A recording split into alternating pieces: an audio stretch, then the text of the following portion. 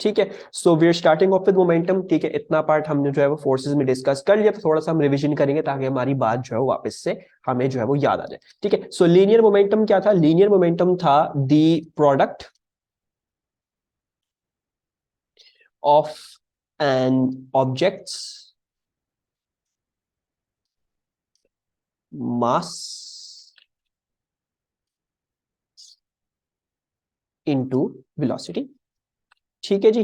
And very very simply एक और चीज आपको बहुत अच्छी याद रखनी है कि it is a vector quantity. ठीक है, vector quantity measured in measured in कौन बताएगा? What is it measured in? Mass into velocity हो रहा है, कौन बताएगा इसके derive units?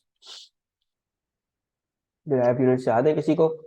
So it is measured in KG metre per second. ठीक है जी, मास के लिए केजी एंड वेलोसिटी के लिए metre per second. So it is a vector quantity measured in KG metre per second. इस डिराइव यूनिट्स भी हैं और इसके जो बेसिक यूनिट्स भी हैं जिसमें मेजर की जाता है वो भी यही ही आते हैं।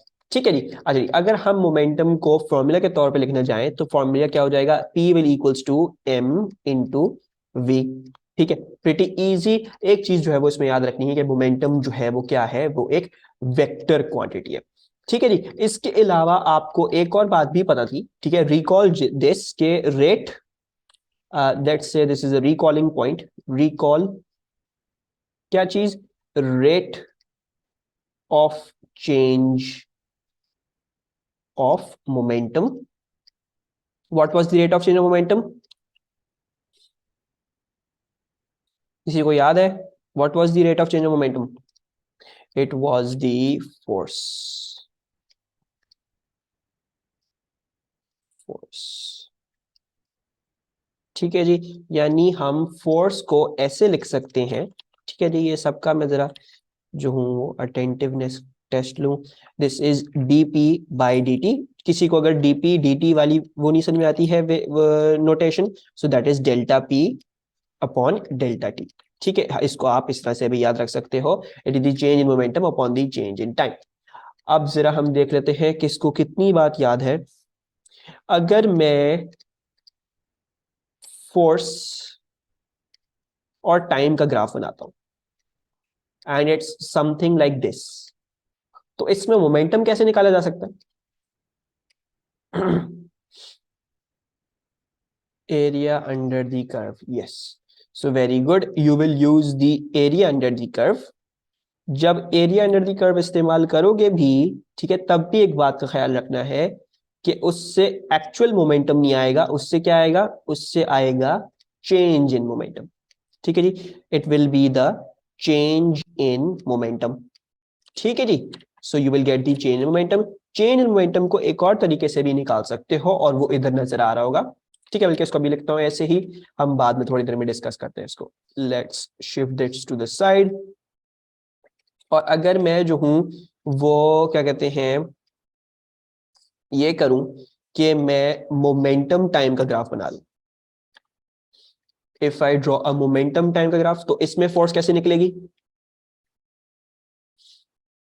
It will be calculated through the gradient of the curve. So आपने जो है वो ग्रेडियंट बना रहा हूं किसी पॉइंट पे, फॉर एग्जांपल मैं आपसे पूछता हूं कि मोमेंटम मुझे बताएं इस पॉइंट पे, ठीक है, at this point, so you draw a tangent.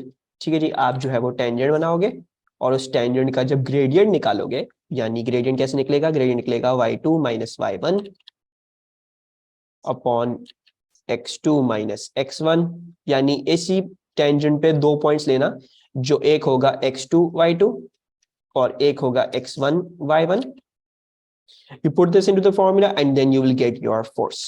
ठीक है, बड़ा इंपॉर्टेंट है ये। हमने जो है वो फोर्सेस के चैप्टर्स में इसके कुछ ग्राफ्स भी देखे थे, कुछ एमसीक्यूज भी देखे थे जो आते हैं। ठीक है, बट आज जो है वो जरा मुझे ये तो आप लोगों ने देख लिया। ठीक है, force is the rate of change of momentum. एक फॉर्मूला तो आपने ये बाय हार्ट लर्न कर लेना है, force is delta P upon delta T. ठीक है, ये चैप्टर में, इस चैप्टर में बहुत लिखने वाले हैं, ये बहुत लगने वाला है। ठीक है जी। बाकी दूसरी बात ये भी है कि जो चेंज इन मोमेंटम है वो आप एरिया अंडर कर्व से निकाल सकते हो। बाकी चेंज इन मोमेंटम का आपके पास एक और फॉर्मूला भी है, और वो क्या है? वो है एफ इंटू डेल्टा टी। ठीक है, ये कब वर्क करता है? ये वर्क करता है फॉर ए कांस्टेंट फोर्स। ठीक है, जब आपके पास एक कांस्टेंट फोर्स होगी तब आप क्या कर सकते हो, तब आप F इंटू डेल्टा टी कर सकते हो। क्यों, ऐसा क्यों हो सकता है, ऐसा इसलिए हो सकता है बिकॉज जब एक कांस्टेंट फोर्स होगी, let's take a constant force, ऐसा करते हैं कांस्टेंट फोर्स इसी पे ले लेते हैं। सो जब कांस्टेंट फोर्स लोगे, ठीक है जी, तो कैसे निकलेगा चेंज इन मोमेंटम, तब सीधा सीधा फोर्स की जो वैल्यू है, जो कांस्टेंट वैल्यू आ रही है, वो चेंज इन टाइम से मल्टीप्लाई हो रही है, यानी change in time into the constant value of the force, वो आपको एलिमिनेट कर देगी। लेकिन अगर टेढ़ा मेढ़ा हुआ तो फिर आपको बॉक्सेस नीचे गिनने पड़ेंगे या कुछ भी करना पड़ेगा, you have to use a different approach. लेकिन if this is a constant force तो बहुत आसानी से चेंज मोमेंटम निकाल सकते। कैसे, change momentum will equal to F into delta T. ये आपसे एक और लफ्ज में पूछा जा सकता है, ये आपसे पूछा जा सकता है कि फोर्स का इंपल्स क्या है, इंपल्स ऑफ ए फोर्स।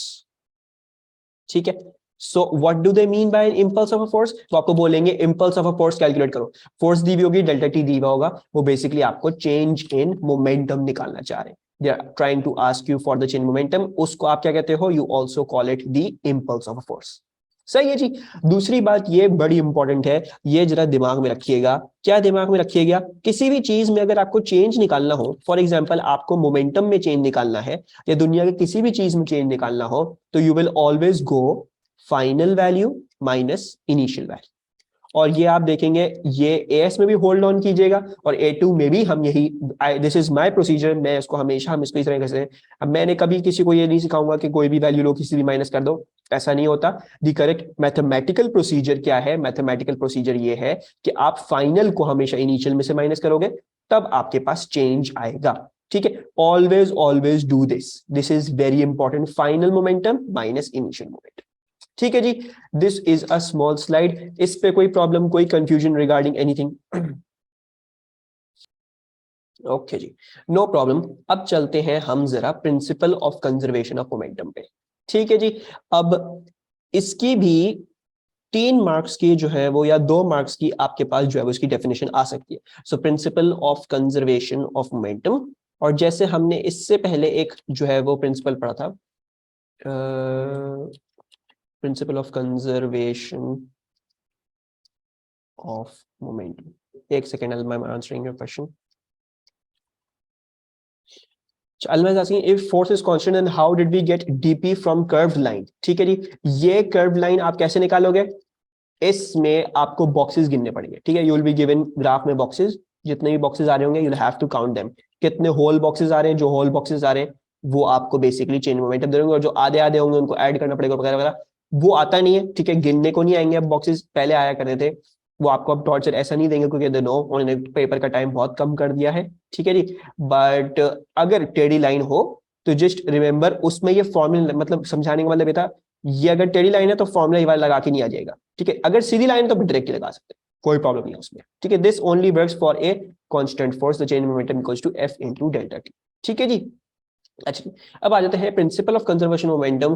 ठीक है, इसको और किसी तरीके से नहीं लिखना, आपने जो है वो एक ही तरीके से लिखना है। क्यों, बिकॉज प्रिंसिपल को लिखने के एक कवायद होते हैं, कुछ कवानीन होते हैं जिस तरह से आप लिखते हो। ठीक है, so you need to first of all mention the condition. ठीक है, कंडीशन नहीं होगी तो प्रिंसिपल नहीं होगा, you need to let the condition be known. ठीक है, इसकी कंडीशन क्या है, इसकी असल में 2 कंडीशंस है। सो ये कहता है फॉर ए क्लोज्ड सिस्टम। ठीक है जी, for a closed system, now what do we mean by a closed system, इससे मतलब ये है कि मोमेंटम इस सिस्टम से कहीं से बाहर नहीं जा सकता, या एनर्जी इस सिस्टम से बाहर नहीं निकल सकती। So for a closed system the total momentum remains constant, और कब कांस्टेंट रहेगा, given there is there is no resultant force on the system। ठीक है जी, सो अगेन जैसे हमने प्रिंसिपल ऑफ मोमेंट्स पढ़ा था, तो उसमें क्या था, for an object to be in equilibrium, तो एवरी जो डेफिनेशन है for the principle that will always start with a condition. ठीक है जी। सो एक तो आपने ये याद रखना है, ये एक मार्क देगी आपको। दूसरा मार्क क्या है, इसकी सिर्फ एक कंडीशन नहीं है, इसकी दो कंडीशन है, ठीक है। There should also be no resultant force on the system, मतलब क्लोज्ड का मतलब यही हुआ, लेकिन इसको एक रीइंफोर्सिंग पॉइंटर से समझ लो कि हम ये कहना चाह रहे हैं कि कोई और अलग से फोर्स नहीं होनी चाहिए जो सिस्टम पे एक्ट कर रही है, होना चाहिए बस दो, एक क्लोज सिस्टम और may be they can be 5 10 100 1000 bodies interacting, लेकिन बाहर से कोई और फोर्स इंटरेक्ट नहीं कर रही हो, कोई और फोर्स नहीं हो, जितनी बॉडीज लानी है ले आओ, क्लोज रखो सिस्टम को, कोई और फोर्स नहीं चाहिए। अगर ऐसा करोगे तो तुम्हारे पास क्या होगा, तुम्हारे पास ये होगा, तुम्हारा टोटल मोमेंटम रिमेन्स कांस्टेंट, ठीक है जी। और you see this happening in everyday life, आपको ये हमेशा होता हुआ मिलेगा। अच्छा, नाउ इसको याद कैसे करना है, इसको समझना कैसे है और इसको लिख के कैसे आएंगे, प्लीज प्लीज प्लीज, ये जो है वो अक्सर बच्चे मिस्टेक करेंगे, वो पता नहीं कोई अजीब सा फॉर्मूला याद करके चलाएंगे कि m1u1 plus m2u2 will equals to m1v1 plus m2v2। ये अक्सर बच्चों के दिमाग में होता है कि प्रिंसिपल ऑफ कंजर्वेशन मोमेंटम की जो फॉर्मूला है वो ये है, ठीक है। इसका कोई फॉर्मूला नहीं है, ये जैसा है सिंपल मोमेंटम, बहुत ही सिंपल सा मोमेंटम है। क्या कह रहे हैं, the total momentum remains constant.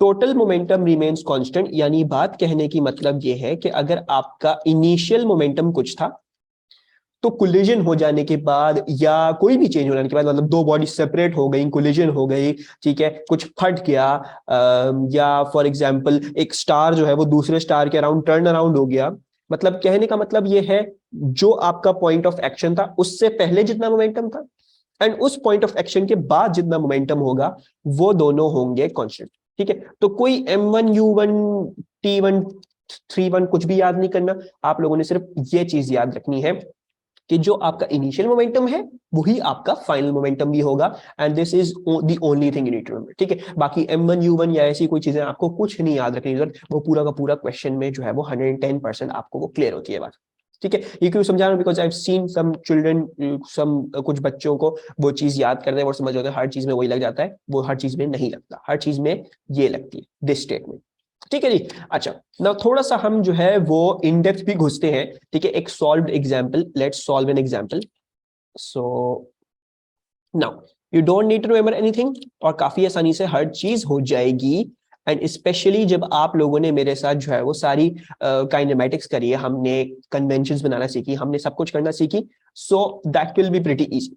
Okay, now what I'm going to do, I'm going to give you the first case scenario. First case scenario क्या था कि you had a mass m1, ठीक है, and it was traveling at a velocity of u1, ठीक है जी, और ये था आपके पास मास m2 और वो जो है वो ट्रैवल कर रहा था at a velocity of u2, ठीक है जी।